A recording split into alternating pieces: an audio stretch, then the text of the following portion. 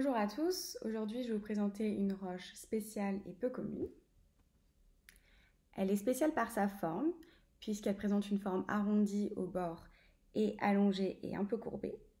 Mais il existe différents types de formes pour ces roches, de formes de larmes, de sphères, de disques, mais aussi d'altères, ce qui correspond à un amincissement au centre et un épaississement sur les bords.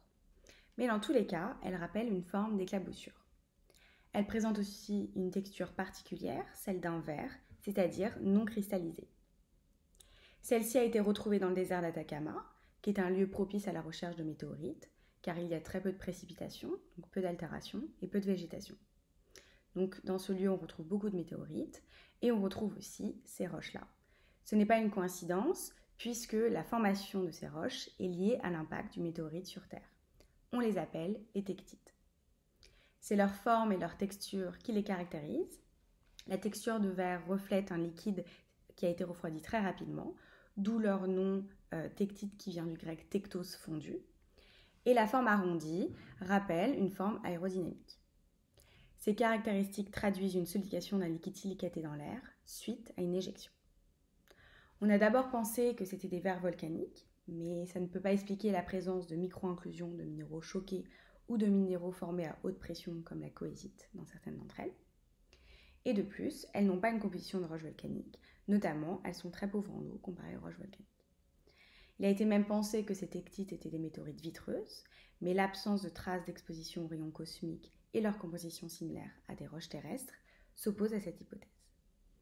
Les tectites se retrouvent dans 5 régions du monde qu'on appelle des champs, en Europe centrale, au centre et au nord des États-Unis, en Côte d'Ivoire et en Asie du Sud-Est.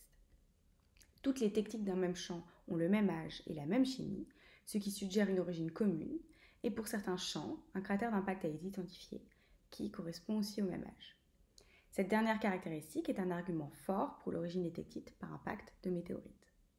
Un nouveau champ a été découvert au désert d'Atacama, d'où vient celle-ci, mais on ne les attribue pas encore à un cratère. Qu'est-ce qui se passe lors de la formation de ces roches ? Bien, lors d'un impact d'une météorite sur le sol terrestre, l'énergie cinétique de l'impacteur se transforme en chaleur et en pression, ce qui provoque la fusion du sol impacté, ainsi que l'éjection du substrat en fusion à grande vitesse lors de la décompression de la zone de l'impact lorsque l'impacteur est entièrement enfoncé. C'est cet éjecta qui explique la forme de cette roche. En effet, ces substrats sont éjectés avant même d'être solidifiés, donc encore à l'état liquide, ce qui donne une forme qui reflète leur trajectoire et leur rotation rapide dans l'atmosphère. Elles peuvent retomber à des centaines, voire des milliers de kilomètres de l'impact, ce qui explique que les champs peuvent être très vastes. Les formes variées des tectites reflètent les différentes trajectoires possibles, les moments de solidification durant la trajectoire, la possibilité de fragmentation, si elles sont animées d'une rotation sur elles-mêmes.